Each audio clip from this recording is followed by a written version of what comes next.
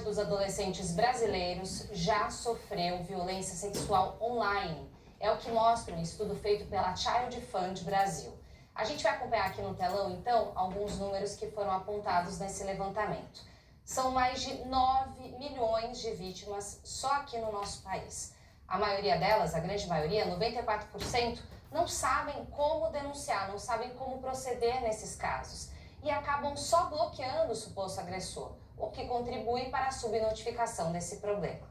Mesmo assim, quase metade dos adolescentes não quer que os pais monitorem o que eles acessam nas redes sociais, o que é uma outra questão também que a gente precisa debater. Só 35% concordam com o controle pelos responsáveis. Sobre esse assunto, a gente vai continuar debatendo em relação a essa questão, agora com a Águeda Barreto. Ela é coordenadora de advocacy do Child Fund Brasil, que fez essa pesquisa. Águeda, bom dia para você, obrigado por estar aqui com a gente hoje. Dados muito alarmantes, é importante a gente também trazer esse debate aqui para o nosso assinante. E aí eu começo te perguntando, porque vocês trouxeram esse recorte a respeito da violência sexual online.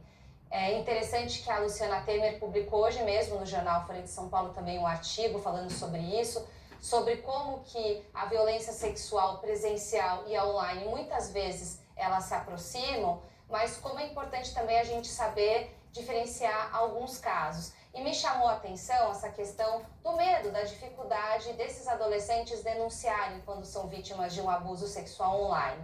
Então, começando com a nossa conversa sobre isso, qual é a orientação? Como denunciar, quais são os canais para que a gente não tenha tanta subnotificação? Perfeito, bom dia, Isabela. Essa pesquisa demonstrou que os dados são estarrecedores, né? Mais da metade de adolescentes já foram explorados ou violentados online e eles não sabem como denunciar, porque mais de 90% nos trouxeram que eles não sabem como fazer denúncias.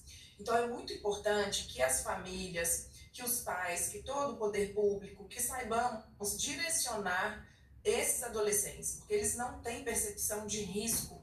Então, muitas vezes eles não denunciam porque não percebem o risco que estão passando. As formas de denúncia que nós recomendamos são as delegacias de proteção à criança e adolescente, delegacias especializadas em crimes cibernéticos, Disque 100, que é um canal de denúncias nacional anônimo, que não precisa da pessoa se identificar, conselhos tutelares e os órgãos que são de proteção de crianças e adolescentes. Se não houverem na cidade delegacias especializadas, podem ser delegacias normais ou os próprios órgãos como Conselho Tutelar, CRAS, CREAS, que vão direcionar a melhor forma de denúncia. Mas é muito importante denunciar, para não haver subnotificação e ter orientação adequada para essa criança ou esse adolescente. Águeda, a gente, quando fala de violência sexual, né, a gente sempre soube nas últimas pesquisas que o agressor, ele não é aquela pessoa que aparece num beco, na calada da noite. Normalmente, o agressor tem a confiança e é muito próximo à vítima, seja uma pessoa ali do convívio familiar mesmo ou que em alguns momentos acaba convivendo com a vítima. E aí, a violência sexual online, ela também tem um pouco desse perfil. Porque normalmente o adolescente, quando ele se aproxima da vítima, ele tem essa confiança com essa pessoa. E normalmente está falando com essa pessoa no ambiente familiar. Então, não sei se o sinal da... Agora voltou, que o sinal da Águeda tinha frisado um pouquinho. Então, eu queria que a gente também trouxesse para os pais uma orientação do que ficar atento a esses riscos, porque parece meio clichê a gente falar que a criança não está protegida no quarto, mas realmente, ela não está protegida no quarto dela.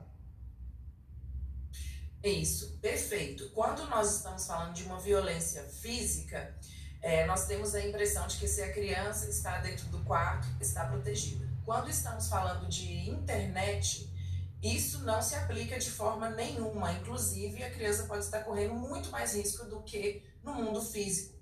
Porque se ela está navegando de forma desprotegida, e todas as crianças hoje que não recebem algum tipo de orientação ou que não são monitoradas no ambiente online, elas estão desprotegidas. Crianças e adolescentes estão em fase de desenvolvimento cognitivo. A percepção de risco deles é baixa e muitas vezes a educação, o acesso à informação sobre ações protetivas também não está consolidada. Então é preciso sim que os pais monitorem a violência física, como você bem disse, muitas vezes é realizada por pessoas de confiança, né? Violência sexual, vamos dizer, no ambiente físico, é realizada por pessoas de confiança das crianças, que vão ganhando a confiança e depois acabam cometendo esse crime de violência sexual. Na internet não é diferente. Muitas vezes os abusadores se aproximam, vão ganhando amizade, vão fazendo elogios, e a criança vai tendo a sensação que ou ela está falando com outra criança, com um amiguinho, amiguinha, e hoje inteligência artificial ainda potencializa esse risco, ou a criança vai ganhando, né? Vai ficando confiando ali naquela pessoa, mesmo com a percepção de que talvez não seja uma criança. E quando o caso avança, muitas vezes a criança é convidada a enviar uma imagem dela mesma, e ela, na confiança, entra numa teia de riscos, onde ela, muitas vezes, infelizmente, não consegue sair mais. Então, essa pergunta sobre a questão da confiança, ela é realmente transportada para o mundo online.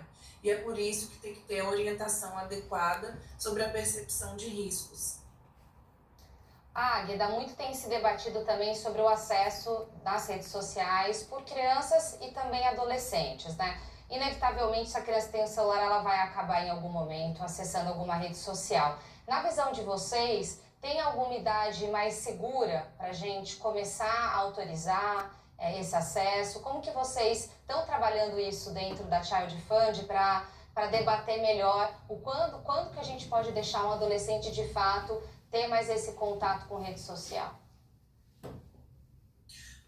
Bom, pela regulamentação das redes sociais, crianças abaixo de 13 anos não podem ter acesso a nenhuma rede social. Então, quando elas vão fazer o cadastro, as próprias ferramentas perguntam quantos anos ela tem. Nós sabemos que, na prática, muitas crianças, muitos adolescentes acabam mentindo a idade para poderem se cadastrar nas plataformas.